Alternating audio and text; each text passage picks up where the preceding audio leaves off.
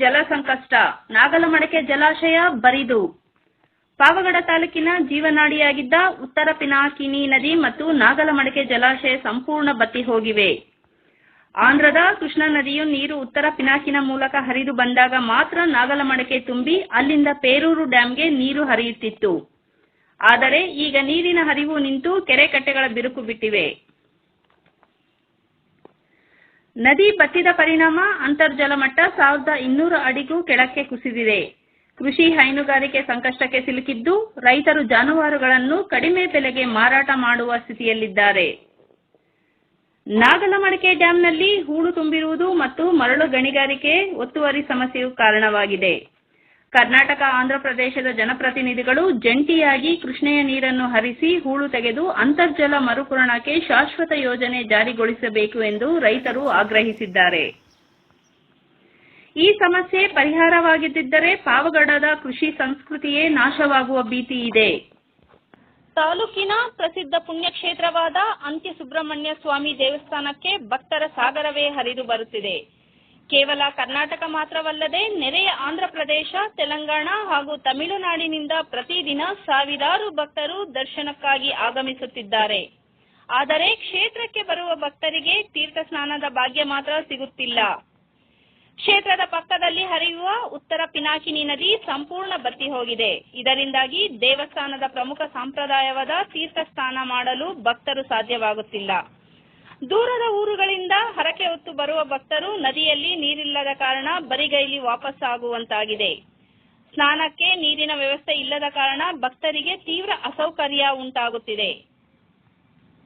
ನದಿಗೆ ನೀರು ಹರಿಸುವ ಮೂಲಕ ಕ್ಷೇತ್ರದ ಪವಿತ್ರತೆ ಕಾಪಾಡಬೇಕು ಹಾಗೂ ಭಕ್ತರ ಸುಗಮ ದರ್ಶನಕ್ಕೆ ಅನುವು ಮಾಡಿಕೊಡಬೇಕೆಂದು ಸ್ಥಳೀಯರು ಹಾಗೂ ವಿವಿಧ ರಾಜ್ಯಗಳ ಭಕ್ತಾದಿಗಳು ಸಂಬಂಧಪಟ್ಟ ಅಧಿಕಾರಿಗಳಿಗೆ ಮತ್ತು ಜನಪ್ರತಿನಿಧಿಗಳಿಗೆ ಒತ್ತಾಯಿಸಿದ್ದಾರೆ.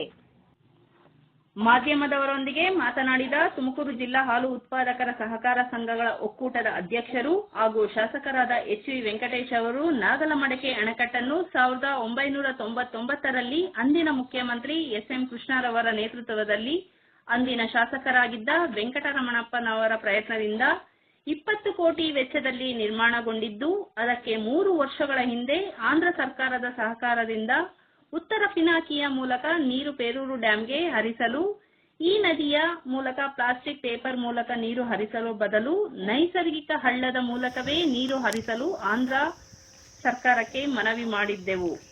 ಅದರಂತೆ ನೀರು ಹರಿದು ನಾಗಲಮಡಕೆ ತುಂಬಿ ಪಾವಗಡದ ಅಗಸರಕುಂಟೆಗೆ ತಲುಪಿತ್ತು. ಈಗ ಉತ್ತರ ಪಿನಾಕಿನಿ ನದಿಯ ಮೂಲಕ ನೀರು ಬರುತ್ತಿಲ್ಲ. ಆದ್ದರಿಂದ ನಾಗಲಮಡಕೆ ಡ್ಯಾಂನಲ್ಲಿ ನೀರು ಇರುವುದಿಲ್ಲ. ಆಂಧ್ರ ಪ್ರದೇಶದ ಸಂಸದರಾದ ಪಾರ್ಥಸಾರಥಿ ಹಾಗೂ ಸಚಿವರಾದ ಸಾವಿತ್ರಮ್ಮ, ಶಾಸಕರಾದ ಸುನೀತಮ್ಮರವರೊಂದಿಗೆ ಮಾತನಾಡಿ ನೀರು ಹರಿಸಲು ಮನವಿ ಮಾಡಲಾಗುವುದು. ತುಂಗಭದ್ರಾ ನೀರು ಕಡಿಮೆಯಾಗಿರುವ ಹಿನ್ನೆಲೆಯಲ್ಲಿ ಹೆಚ್ಚುವರಿ 1 ಟಿಎಂಸಿ ನೀರು ಒದಗಿಸುವಂತೆ ಉಪಮುಖ್ಯಮಂತ್ರಿ ಡಿಕೆ ಶಿವಕುಮಾರ್ ಅವರಿಗೆ ಪ್ರಸ್ತಾವನೆ ಸಲ್ಲಿಸಲಾಗಿದೆ. ತಾಲೂಕಿನಲ್ಲಿ ನೀರಿನ ಸಮಸ್ಯೆ ಉಂಟಾದರೆ ಪಂಚಾಯಿತಿ ಅಭಿವೃದ್ಧಿ ಅಧಿಕಾರಿಗಳೇ ನೇರ ಹೊಣೆಗಾರರಾಗಿರುತ್ತಾರೆ. ಯಾವುದೇ ಹಳ್ಳಿಯಲ್ಲಿ ಕುಡಿಯುವ ನೀರಿನ ಸಮಸ್ಯೆ ಕಂಡುಬಂದರೆ ದೂರು ಬಂದ 24 ಗಂಟೆಯೊಳಗೆ ಕೊಳವೆ ಬಾವಿ ಕೊರೆಸಲು ಅಧಿಕಾರಿಗಳಿಗೆ ಕಟ್ಟುನಿಟ್ಟಿನ ಸೂಚನೆ ನೀಡಲಾಗಿದೆ ಎಂದು ತಿಳಿಸಿದರು.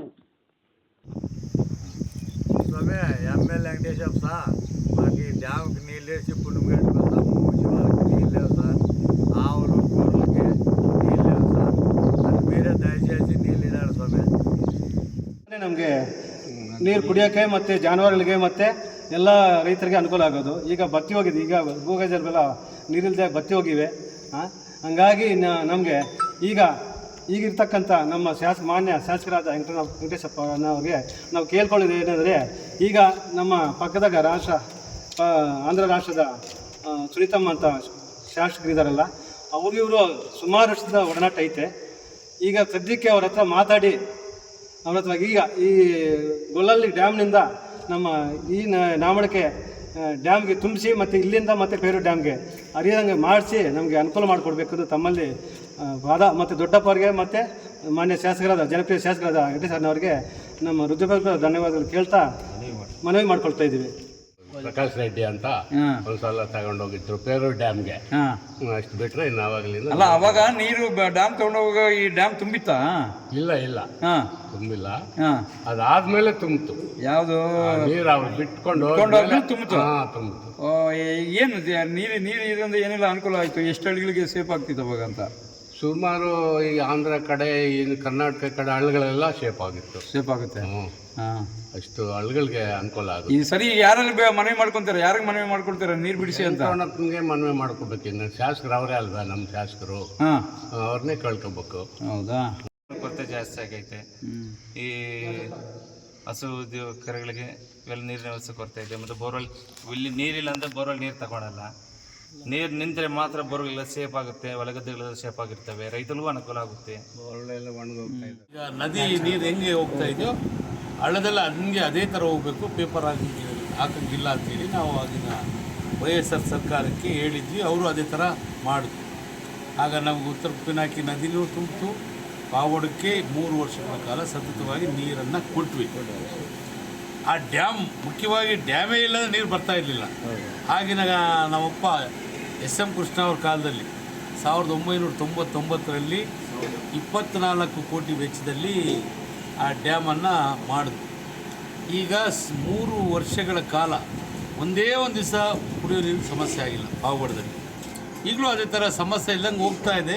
ನಮ್ಮ ತುಂಗಭದ್ರಾ ನೀರು ಕೊಡ್ತಾ ಇದ್ವಿ. ತುಂಗಭದ್ರಾ ಇನ್ನೀರು ಶಾರ್ಟೇಜ್ ಆಗಿದೆ.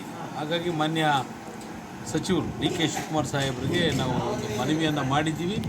1 TMC ನೀರನ್ನು ಅತಿ ಶೀಘ್ರದ 2-3 ದಿವಸದಲ್ಲೇ ನಮಗೆ 1 TMC ನೀರನ್ನು ಕೊಡಬೇಕು ಅಂತ ಡಿ.ಕೆ. ಶಿವಕುಮಾರ್ ಸಾಹೇಬ್ರಿಗೆ ಮನವಿ ಮಾಡಿದ್ದೀವಿ. ಇವತ್ತು ಸಹ ಸಾಯಂಕಾಲ ಹೋಗಿ ನಮ್ಮ ಉಪಮುಖ್ಯಮಂತ್ರಿಗಳಿಗೆ ಮನವಿ ಮಾಡಿ 1 TMC ನೀರು ಬಿಡಿಸ್ತೀನಿ ಅನ್ನೋ ಒಂದು ಧೈರ್ಯ ನನಗಿದೆ.